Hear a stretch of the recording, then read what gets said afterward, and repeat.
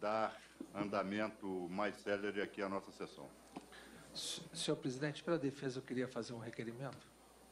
Já que eu estou sem advogado aqui, que não está presente, a defesa quer requerer a certificação da abertura da sessão com quórum correspondente, se são das vagas de cada um, ou se tem pluralidade de ocupação das vagas por suplentes da mesmo partido, bloco partidário. Então, eu quero requerer por certidão para arguir a nulidade da abertura da sessão. Defiro, providencie-se. Quem está inscrito para falar contra o requerimento, deputado Júlio Delgado? Ou alguém colocou o nome, mas aqui está.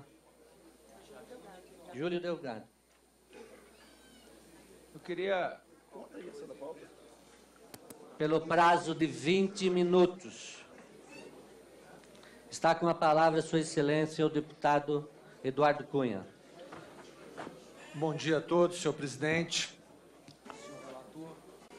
senhor relator, senhoras e senhores deputados, senhoras e senhores presentes. Nós estamos vivendo um processo de natureza política, a qual todos sabem que, como eu já tive a oportunidade de falar na terça-feira, talvez alguns não estivessem presentes, sempre é bom realçar, um processo político que começou com uma representação oriunda do PSOL e da Rede, e que teve como base um requerimento feito pela Lei de Acesso a Informações ao Ministério Público, prontamente respondido, cuja pergunta se dava se havia contas no exterior correspondentes a mim ou aos meus familiares. Meus familiares não são deputados, não são sujeitos ao Conselho de Ética. E prontamente respondido com um simples sim, motivou uma representação. Essa representação me foi acusada de várias manobras dentro desse processo, a ponto de se transformar o processo mais longo da casa, quando todos aqui sabem que o processo do deputado Carlos Alberto Lereia levou 1 ano e meio, de setembro de 2012 até abril de 2014. As manobras que me acusam são basicamente o enfrentamento àquilo que o presidente do Conselho de Ética o fez durante todo esse processo, onde errava deliberadamente para buscar sua correção e, consequentemente, fazer as acusações para se manter na mídia. Visto por ser um parlamentar de pouca relevância midiática, achava que esse processo poderia fazê-lo com que ele permanecesse na mídia, me criticando o tempo inteiro. E, por isso, existiam os erros deliberados. E tudo o que eu fazia para tentar corrigir o erro passou a ser classificado como manobra.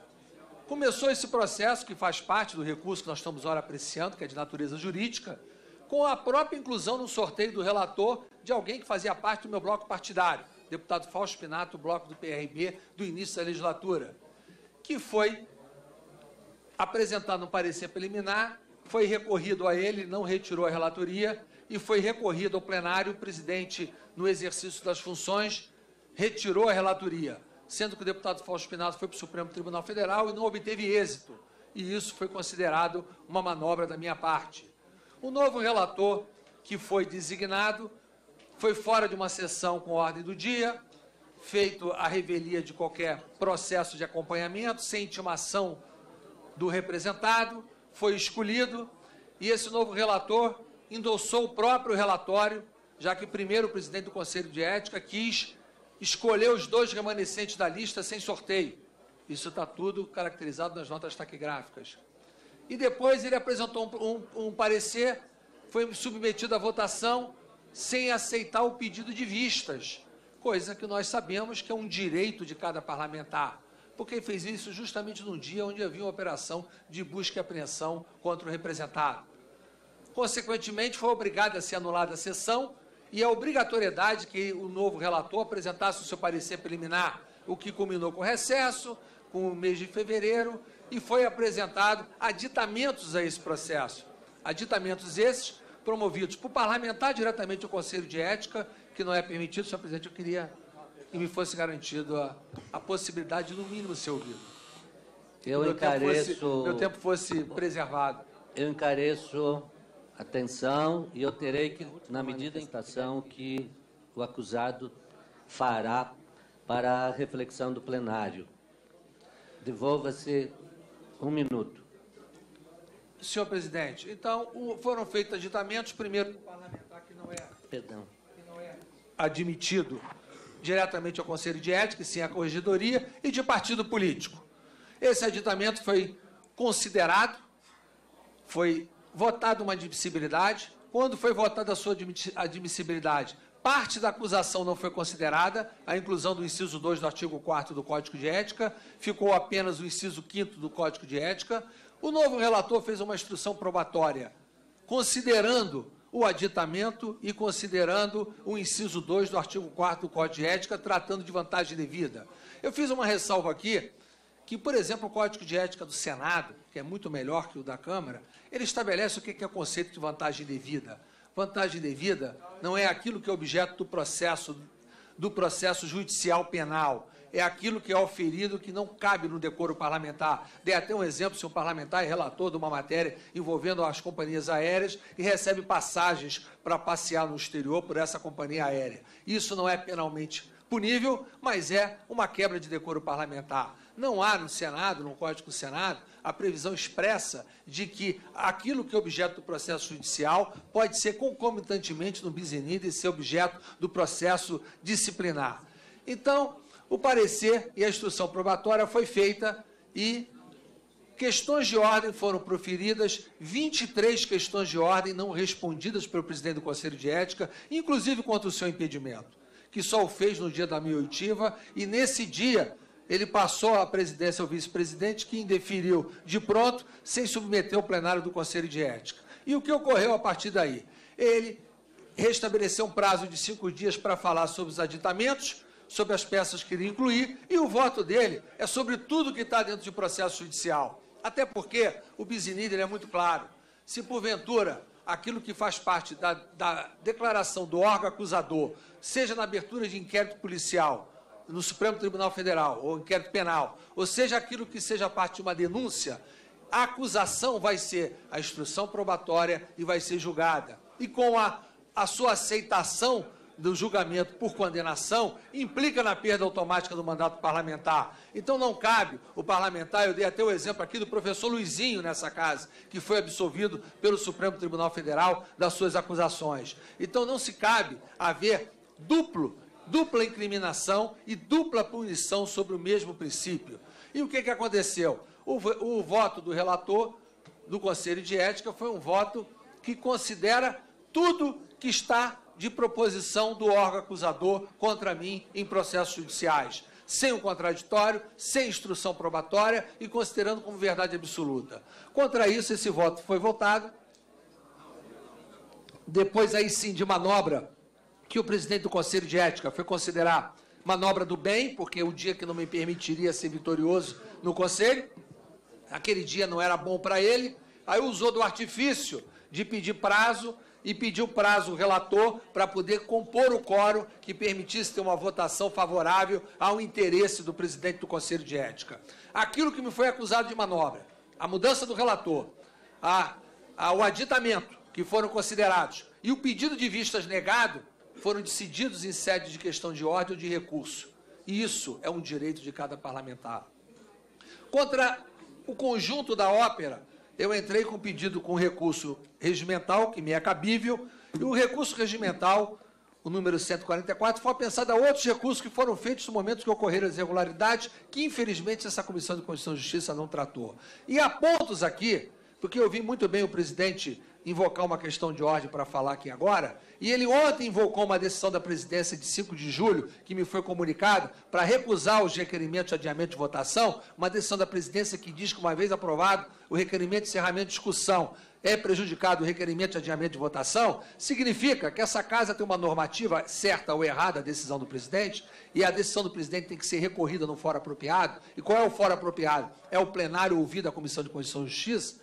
Há 3 questões de ordem que foram decididas do presidente que tornam absolutamente nulo o relatório proferido pelo relator. E estão todos eles questionados. A questão de ordem 169, que foi decidida e que fala que tudo que não foi considerado pela admissibilidade e que foi usado na instrução probatória tem que ser desentranhado, não pode ser constar do relatório, nem ter instrução probatória acerca disso. Inclusive documentos que advêm do Ministério Público, Supremo Tribunal Federal, de onde quer que seja, que não faça parte da acusação admitida, não pode ser considerada.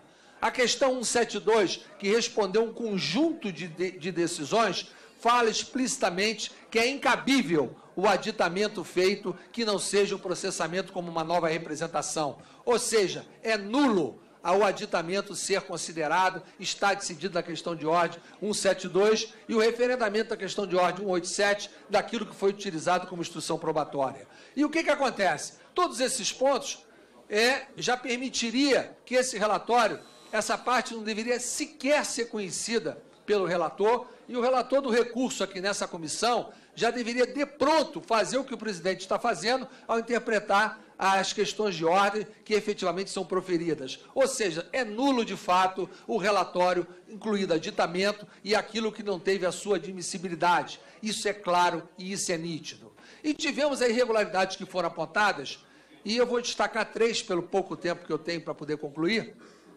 A primeira foi acolhida pelo relator, a quem eu cumprimento o relator pelo texto que fez, porém eu não concordo com as suas conclusões, acho que ele foi corajoso nos seus textos, eu reconheço a dificuldade da gente preservar o devido processo legal aqui nessa casa, e ontem eu me insurgi contra uma afirmação feita, que eu havia feito ameaças a parlamentares ao citar aquilo que havia sido colocado por mim, que 117 parlamentares têm inquéritos ou ações penais, alguns com mais de um inquérito, alguns com mais de uma ação penal. Em todos esses, se a peça acusatória oriunda do Ministério Público, seja para a abertura do inquérito, ou seja para a apresentação da denúncia na ação penal, fosse considerada como peça para ingressar no Conselho de Ética, seriam todos cassados, porque seria dado como verdade aquilo que foi colocado na peça de abertura. Então, isso que eu quis dizer, que esse precedente que está se abrindo, que é o precedente do bis in idem, é um precedente que amanhã poderá permitir que qualquer acusação formulada pelo órgão acusador contra qualquer parlamentar nessa casa seja um precedente para poder ter um processo de cassação de mandato em sede disciplinar.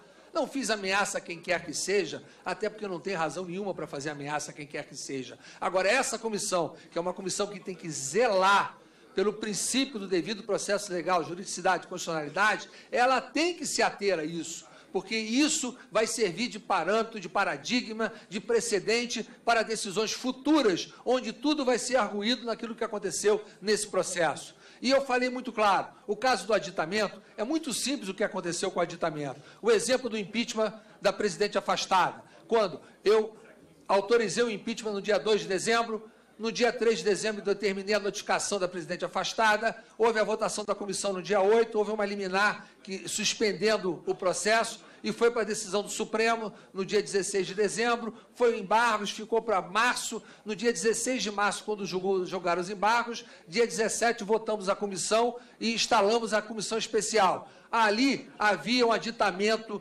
contra o impeachment, agregando a delação do ex-senador Delcídio Amaral. Como eu poderia, o prazo da resposta da presidente afastada seriam após a notificação e a instalação da comissão especial, eu notifiquei novamente a presidente. Na comissão especial do impeachment, o PT foi questionar. E o presidente da comissão do impeachment, o deputado Roça, aceitou a questão de ordem do PT e determinou o desentranhamento das peças correspondentes ao aditamento. E foi recorrido à presidência, e eu mantive a decisão da presidência, da comissão especial, revendo o aditamento que eu havia determinado a notificação, porque reconheci os argumentos como argumentos válidos. Não cabe o aditamento numa peça que já estava em tramitação, pelo fato de termos a paridade de armas devido ao processo legal, que fosse o caso que se processasse um novo pedido de impeachment e a presidência autorizaria ou não. Então, o aditamento, a decisão que foi proferida pelo presidente da Casa em exercício na questão de ordem 172, pela qual recusou o aditamento, que não fosse processado com uma nova representação, teve como base, parâmetro, paradigma, a decisão que eu proferi no caso do impeachment da presidente afastada. É muita incoerência não querer reconhecer isso. E o caso da votação nominal, da votação ocorrida, que o relator tratou essa parte com bastante propriedade, porém, nas outras partes, embora ele tratasse com a propriedade devida, as conclusões que ele deu não combinavam com aquilo que ele escreveu nas suas razões. o caso do impedimento do relator. O relator, ele se filiou ao Democratas no dia 8 de março. Ao se filiar ao Democratas, ele aderiu à condição do Democratas. Ele passou a figurar como um bloco do Partido do Representado. E quando ele passou a figurar como bloco do Partido do Representado, simplesmente ele perdeu a condição de ser relator. Uma nova representação que fosse apresentada no Conselho de Ética contra mim ou contra qualquer parlamentar integrante do bloco do início da legislatura, ele não poderia ser escolhido como relator. E o próprio presidente do Conselho de Ética decidiu isso, que quando ele foi escolher o relator em substituição ao deputado Fausto Pinato, a deputada Elisiane Gama, que fazia parte do PPS e se filiou no Rede, se transferiu para o Rede, ela questionou essa possibilidade. E o presidente do Conselho de Ética, em decisão que eu já li aqui, ele simplesmente disse que ela poderia votar, teria mandato, permanecer no Conselho, mas não poderia ser relatora do meu processo, porque ao se filiar ao Rede, ela passou a fazer parte do partido que é o autor da representação contra o deputado. Então, efetivamente, ele já tinha proferido essa decisão e foi questionada. Não se deixou para vir aqui no recurso para ganhar tempo, para ser acusado como manobra, não. Foi impugnado por mim no dia do meu depoimento ao Conselho de Ética que não se poderia fazer a continuidade do processo com esse relator, que os atos a partir da sua filiação democratas teriam que ser revistos. E o que aconteceu? Não fui atendido. E o relator, que ele aderiu a essa condição, ele está lá numa vaga que era do PDT no início da legislatura, mas ele aderiu o mandato, ele não perde o mandato pela sua mudança partidária. Porém, aqui na Comissão de Constituição e Justiça, ele ocupa uma vaga do Democratas. O Democratas mudou o seu tamanho de bancada pela presença da filiação do relator e, consequentemente, ganhou mais vagas na Comissão de Constituição e Justiça pela aprovação do projeto de resolução que alterou a quantidade numérica dos partidos após a janela, dentro dos blocos partidários, sem alterar os blocos. Então, o relator, ele passou a ficar com uma dupla representação, absolutamente nulidade absoluta, a qual o relator, aqui na Comissão de Constituição e Justiça, entendeu como grave e recomenda que não faça, e diz que é uma nulidade que não causou prejuízo, e justificou ontem, inclusive, com o fato de que o espírito da lei é que, se pertence ao bloco do representado, poderia favorecê-lo. Ora, quando o deputado Fausto Pinato foi retirado da relatoria pela decisão da presidência e mantida pelo Supremo Tribunal Federal, simplesmente ele já tinha apresentado parecer preliminar contra o representado. A situação jurídica é exatamente a mesma. E não nos cabe, num processo que tem nulidade, arguir o espírito da lei para poder dizer se é ou não é. Até porque nós, dentro do mesmo bloco, até mesmo dentro dos mesmos partidos, temos divergências. E as divergências que são utilizadas contra nós, elas simplesmente podem, em sede de uma discussão dessa natureza, ser utilizado pelos nossos adversários dentro da legenda ou dentro do bloco para poder se manifestarem ou fazerem retaliações, até porque tem parlamentares do próprio Estado que disputam mesmo os votos, o seu lugar na legenda e, consequentemente, tem interesse, em algumas vezes, em prejudicar aquele que pode ser o seu concorrente. Para isso é que a norma veda também nesse espírito de lei. Então, o relator, apesar de ter reconhecido a gravidade e recomendar que isso não se repita, ou seja, com o deputado Eduardo Cunha pode acontecer. Com os outros daqui para frente, não aconteça mais não. É a mesma situação excepcional, excepcionalíssima, que o presidente do Conselho de Ética, na sua má-fé, ele simplesmente mentiu no dia 9 de novembro, na reunião, que foi o palco da ação cautelar do meu afastamento da decisão do ministro Euriza Vaz, na página 58 da sua decisão, quando ele disse que a reunião no plenário ele havia obtido do deputado Ricardo Izá, porque a presidência havia sonegado o plenário. E eu, no meu depoimento, corrigi, e naquele dia do meu depoimento, 19 de maio, nas notas taquigráficas que está aqui na contestação da inimizade capital, simplesmente ele diz que foi a meu pedido, e o deputado Ricardo Izá ontem aqui fez um depoimento que consta das notas taquigráficas, dizendo que ele cedeu o plenário dos maus tratos dos animais a pedido do presidente da casa. Então, a má-fé que foi utilizada, inclusive, como um dos objetivos do afastamento, é essa má-fé que está sendo conduzida a todo o processo no Conselho de Ética contra mim. Então, é importante que isso fique claro, que o processo político, as inimizades capitais, aquilo que o presidente do Conselho de Ética, inclusive, declarou na votação do dia do impeachment, mostra que esse processo político está conturbado pelos seus interesses a serviço de quem quer que seja. Esses serviços a quem quer que seja é que não pode ser motivadores da sua juridicidade. Que o sejam cada um no seu juízo político de votação. Mas aqui nessa comissão, ele tem que se dar pela legalidade. Quando o relator adotou o princípio da votação que não poderia ser feito daquela vez, foi uma má-fé também, porque, na prática, nós havíamos já decidido, e o Supremo Tribunal confirmado, na ADI 5498 do PCdoB, que dentro julgado em 14 de abril, e a partir daí passou a valer. E simplesmente, a partir daí, passou a valer o quê? Que o painel eletrônico, em condições específicas para ser utilizada, que a votação nominal é processo ostensivo, simbólico ou ostensivo,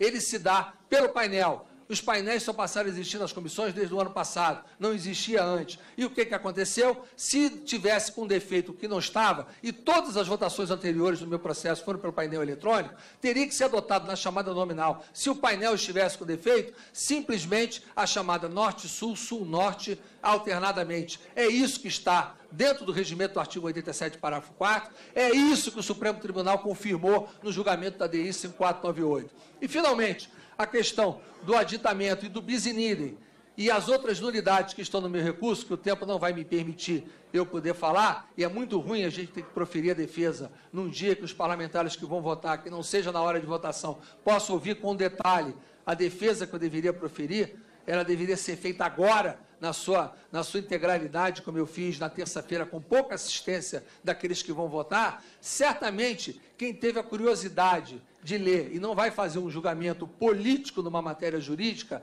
certamente irá encontrar, não só... Presidente. Mais um minuto. Quanto? Mais um minuto. Obrigado.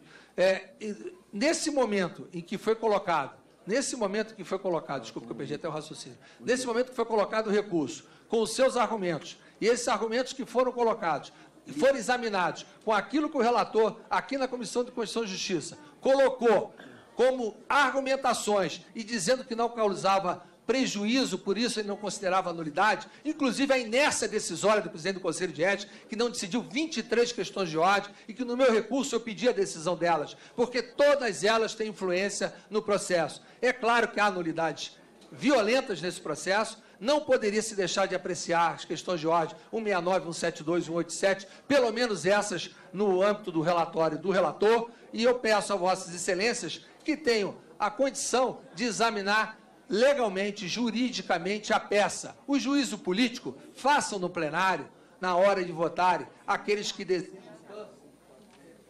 Só para concluir a frase. Aqueles que desejam tanto me punir pelo enfrentamento político que fizeram, aqueles que eu derrotei na eleição de presidente da Câmara, que não se conformam, mas sequer têm votos para disputar uma eleição como de ontem, e nem sequer tentam, aqueles que efetivamente eu abri o processo de impeachment e, consequentemente, quero uma retaliação para buscar uma cabeça para tentar desvalorizar todo o processo de impeachment, que foi feito com correção, porque tem crime de responsabilidade, e isso o Senado está julgando, vai comprovar ou não, aqueles que efetivamente me enfrentaram pelas pautas que foram colocadas e que foram derrotados nessas pautas, aqueles que acham que a minha retirada da vida pública é a forma que eles têm de compensar o seu fracasso, esses o faço no plenário, no seu momento apropriado, e terão a oportunidade de fazê-lo. Mas aqui nós temos que prezar pela juridicidade, pela legalidade e pelo respeito às leis e à Constituição do nosso país. É óbvio que o relatório do nosso relator, Ronaldo Fonseca, ele preza pelos argumentos corretos. Encerrou, presidente. Não. Mais um minuto. Não precisa me dar um minuto. Eu só vou concluir a frase. Preza pelos argumentos corretos, porém pelas conclusões equivocadas. Pedindo desculpas por qualquer coisa a todos vocês, era a posição que eu queria externar, já que o meu tempo está encerrado. Eu agradeço a Vossa Excelência a permissão de me conceder mais 1 minuto e meio. Presidente, eu peço a palavra como líder. Agora passo a palavra ao presidente de fato.